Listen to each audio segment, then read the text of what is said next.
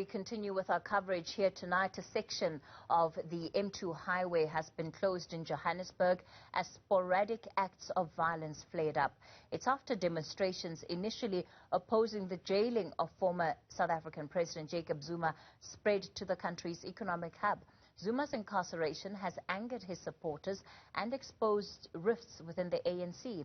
The SACP's General Secretary, Blade Nzimande, joins us now for more on the story tonight. Mr. Nzimande, good evening to you, and thanks for your time. Last week, when we were just watching the protests and the breaking of lockdown level 4 restriction rules in Nkandla, you came out very strongly to condemn that action and again to speak about the incitement that was taking place. Did you foresee that we would be here today where we've had destruction of property to the tune of at least 100 million rand? Good evening, Kathy, to your viewers and listeners. Obviously, we did not think that we would be where we are, although we could see that there were elements who were trying to stir the pot for their own different individual reasons. As we said, Kathy, it's a very sad turn of events, the jailing of former President Zuma, and it's regrettable. We have said this as the SACP. We wish that things would have turned out differently. But what is clear, firstly, is that there are a variety of elements who are climbing onto this for their own different reasons. Firstly, there is a very strong criminal element. It's very clear. Who are targeting our highways because they want to loot the trucks under the guise that they are actually protesting at the jailing of former President Zuma. And we strongly condemn that, and we call upon law enforcement agencies to actually leave no stone unturned to chase these criminals. But also, on the other hand, there is an opportunistic element to try and use tribal sentiment to try and pursue a very narrow and dangerous ethnic political agenda around the unfortunate situation that former President Zuma actually finds himself in. Again, that is something that must be condemned because it goes against all what we stood for as a liberation movement. We fought against attempts by the colonial governments for decades, and the apartheid regime trying to divide, in the main, the African majority into narrow tribal or ethnic groups. Even the apartheid regime set up the Bantustan system to try and divide as a divide and rule strategy. So we condemn that, and we are saying to our people basically, don't be misled by a criminal element, and also don't be misled by ethnic chauvinism, which is not going to take us anywhere towards our own goal of building a single South African nation, albeit with its linguistic and cultural diversities. Mr. Nzimande, you've spoken about elements that have been stirring this pot and partly resulting in where we are today. Who, which, what are those elements? Who's responsible? But as I have said, Kathy, there is clearly a criminal element. In fact, I've been concerned for quite some time, even myself in my deployment at some stage as Minister of Transport. At some stage, if you remember, the issue of trucks arose out of dissatisfaction, legitimate as it may be, from some of the South African drivers about what they saw as indiscriminate employment of foreign nationals, as drivers. But we could see also there that issue was being exploited for looting of the things that are being carried around by the trucks. So there is criminality. Even in this instance, you can see that there is a continuation of that. But also, I would say there is a sort of anti-ANC, anti-alliance kind of political mobilization around the situation that President Zuma actually finds himself. Elements that are not part of the African National Congress, but who are actually climbing onto this particular bandwagon as a way to try and divide and weaken the ANC. Some of these elements see this as an opportunity to drive a wedge inside the African National Congress and its alliance, of which we are a part, it's very clear that there are elements who are actually trying to exploit that to do so for their own narrow ends. And of course, we are saying as the SACP, we are aware of this and we are standing firm for the unity of our alliance, the unity of the ANC as the leader of that alliance, as well as that, as we say, calling upon law enforcement agencies to deal very decisively with this criminal element. Mr. Nzimande, just listening to your own analysis of the situation, I'm going to go back to the comments made by the Deputy Secretary General of the ANC, Jesse Duarte, this past week, reflecting on the NEC statement post what we saw in Uganda in terms of the threats of violence, the firing of firearms indiscriminately there. She described it as organizing that was taking place from within the structures of the ANC and say that it had to be dealt with and seen in that context. It's interesting today that you say that this is partly inspired by anti-ANC sentiment. That's not what the NEC expressed just this past week. Well, there is both. To begin with, there is both an anti-ANC element. There are people who are not in the African National Congress who have brought themselves closer as if they want to assist. Who are those President people? Zuma. Who are those people? You have your Jimmy Manyis who do not belong to the African National Congress, who are coming around as if they are actually the saviors of former President Zuma. But in saying so, we are also not denying what the Deputy Secretary General of the ANC is saying. It's absolutely correct that there is a factional element within our movement which is trying to cause divide and rule, which is trying to strengthen itself by opportunistically trying to exploit this unfortunate situation to cause divisions. There's no doubt about that there are elements inside the ANC as well.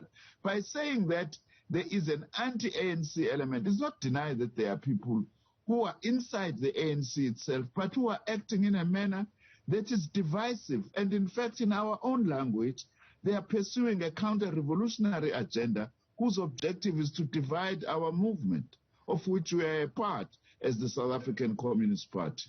Speaking of some of those that are within the alliance or within the ANC, we can mention the likes of Carl Niehaus, Kebi Mapatswe, and et al. That have in the past couple of weeks been warning of scenes of violence in this country being brought to a complete standstill if the arresting of the former president Jacob Zuma were to go ahead and the decision of the Constitutional Court were not rescinded. How much responsibility needs to be laid at the door of those individuals?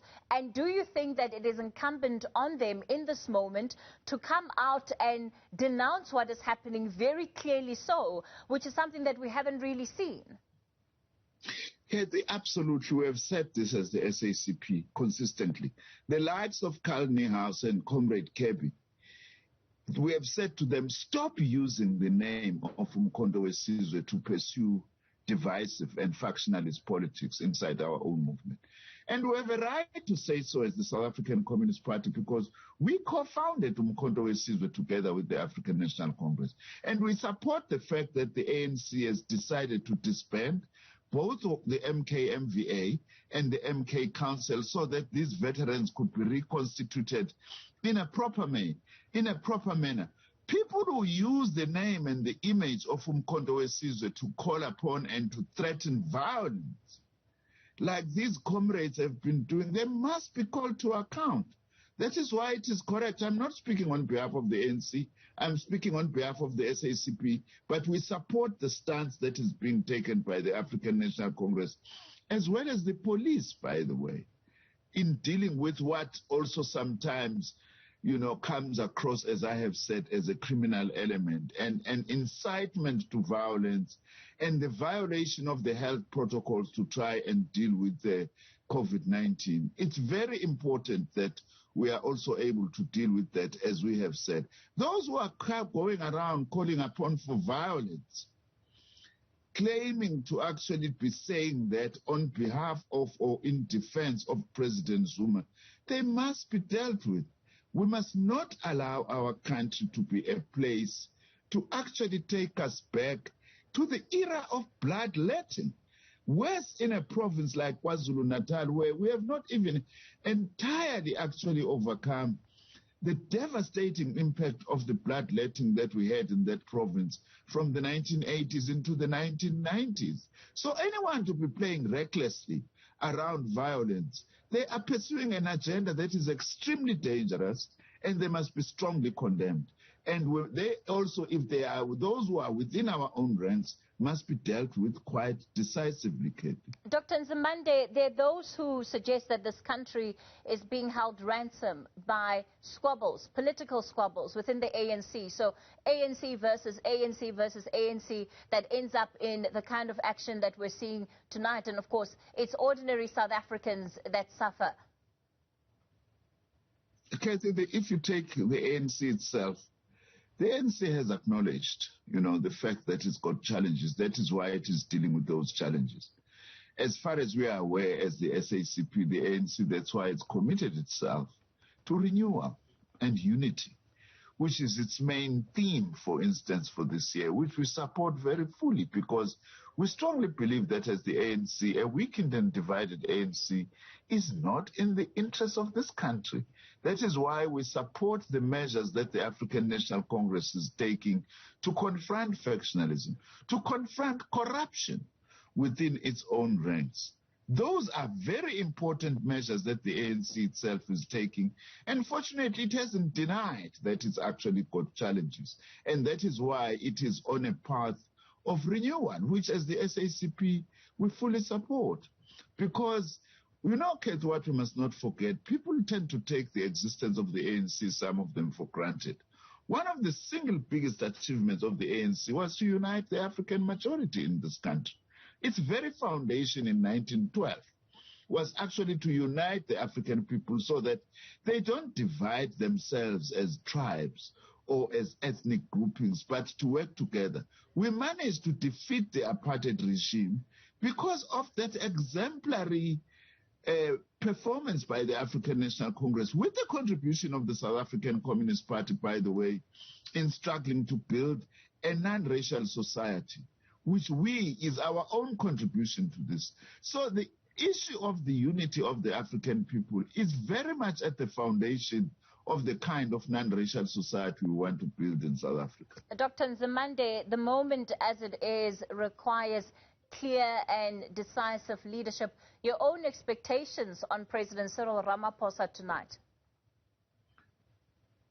Well, the president, we expect tonight that he's actually going to deal with how do we manage this dangerous period we are in of COVID-19 with this new variant, Delta. So, and we hope out of that message, all South Africans, that is our expectation. We as the South African Communist Party are going to lead by example, as we have done before, that whatever measures are announced by the president, we're going to throw the full weight of our structures behind that. And we call upon all South Africans to actually support the measures that the president is going to be announcing, because those are aimed at trying to deal with the pandemic, which already is killing lots of people. And we condemn the kind of populist posturing, to say, because it's President Ramaphosa who said this, we must actually go out and defy that. That is not very helpful at all.